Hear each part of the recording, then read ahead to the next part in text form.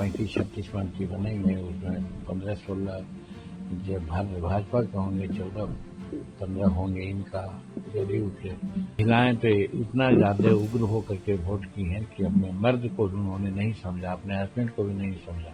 हम लोग तो 160, 70, 180 तक जाते थे, लेकिन 202 का मार्जिन आया है।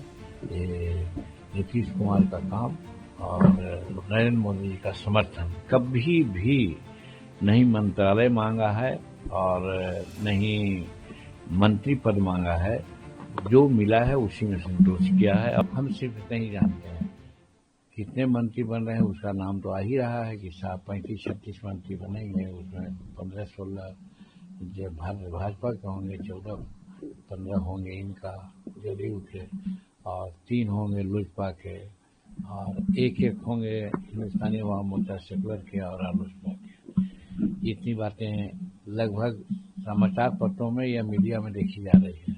ऑथेंटिक कुछ नहीं कहा गया है, हम लोगों से कोई बात नहीं हुई है। तो ये है, और आपके माध्यम से बिहार की जनता को बहुत बहुत धन्यवाद देते हैं कि लैंडस्लाइड विक्ट्री उन्होंने दी है।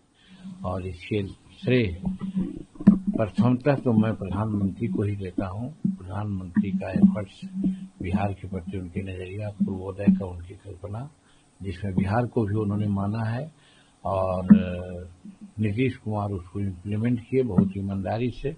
उन पर किसी प्रकार का दाग नहीं लगा, न परिवारवाद का, न करप्शन का, और इफिशिएंटली उन्होंने काम किया।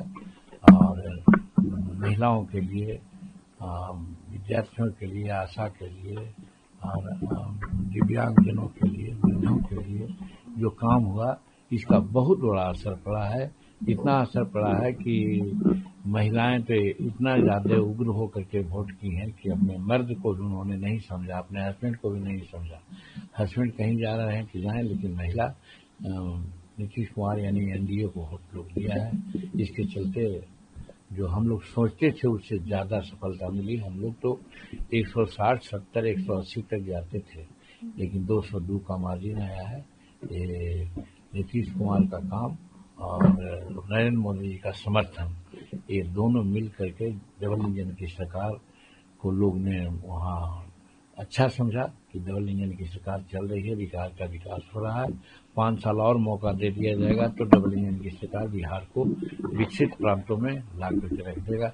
यही उम्मीद से बिहार के लोगों ने लैंडस्लाइड विक्ट्री हम लोग को दी है, जिसके लिए उनको धन्यवाद के पात्र वो लोग। सर, आप लोगों को कुछ डिमांड है कि कुछ पर्टिकुलर मिनिस्टर मिलनी चाहिए, क्या कितने मिनिस्टर? अब अन्य लोगों की बात मैं नहीं कहता। जहां तक हिंदुस्तानी अवाम मोर्चा सेकुलर का है, कभी भी नहीं मंत्रालय मांगा है और नहीं मंत्री पद मांगा है, जो मिला है उसी में संतोष किया है और काम करता है। सर, रोहिणी आचार्य की बात करें तो रोहिणी आचार्य कल अपने घर से निकली, उन्होंने कहा कि उनके भाई ने और उनके साथ जो संजय यादव और 1-2 लोग हैं, उन्होंने बदतमीजी करी, चप्पल भी उठाई। उसके बाद तमाम तीनों बहनें निकलकर घर से दिल्ली आ गई हैं। किस तरीके से इस प्रकरण को सर देख रहे हैं लालू परिवार को? देखिए, राजनीतिक अलग है, लेकिन मानवीय दृष्टिकोण से रोहिणी आचार्य और उनके और सब बहन जो बाहर निकली हैं, इसको मैं बहुत बड़ा दुखद मानता हूँ।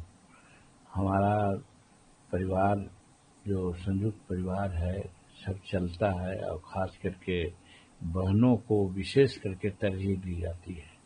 लेकिन तेजस्वी प्रसाद किस जरूरियत में इस तरह का काम किए हैं, ये जांच का विषय है।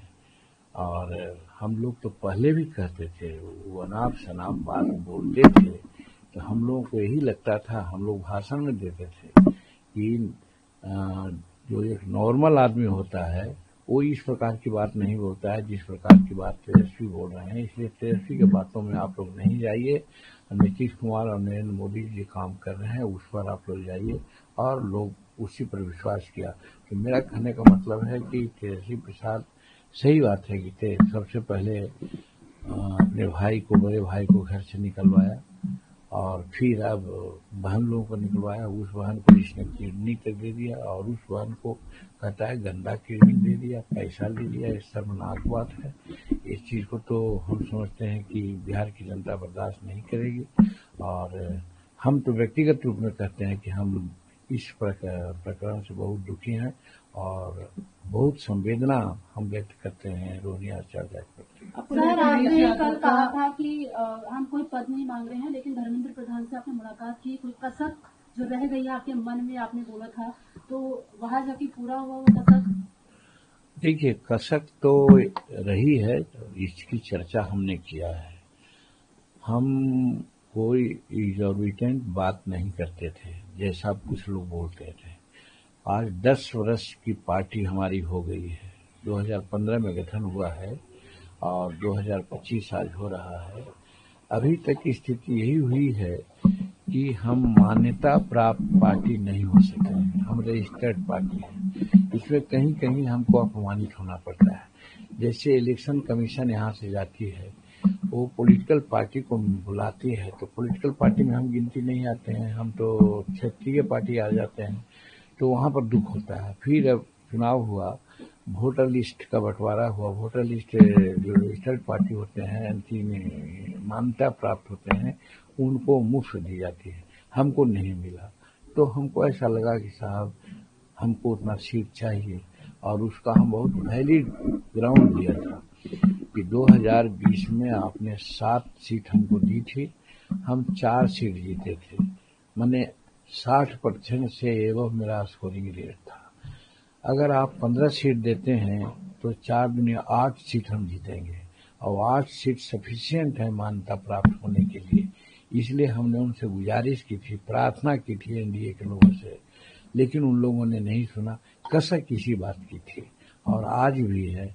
और आज बिहार की जनता के प्रति हम आभार व्यक्त करते हैं कि वोट परसेंटेज का जहां तक सवाल होता है, 99 पॉइंट समथिंग परसेंट भाजपा को है, और 98% के आसपास में मेरा है। माने भाजपा के बाद मेरा ही स्कोरिंग रेट है। तो जनता जो हमको चाह रही है, जनता, लेकिन सीट देने में लोग कंजूसी किए, और हम अनुशासित दल के रूप में बहुत प्रोटेस्ट नहीं किया। इसी का कसक है।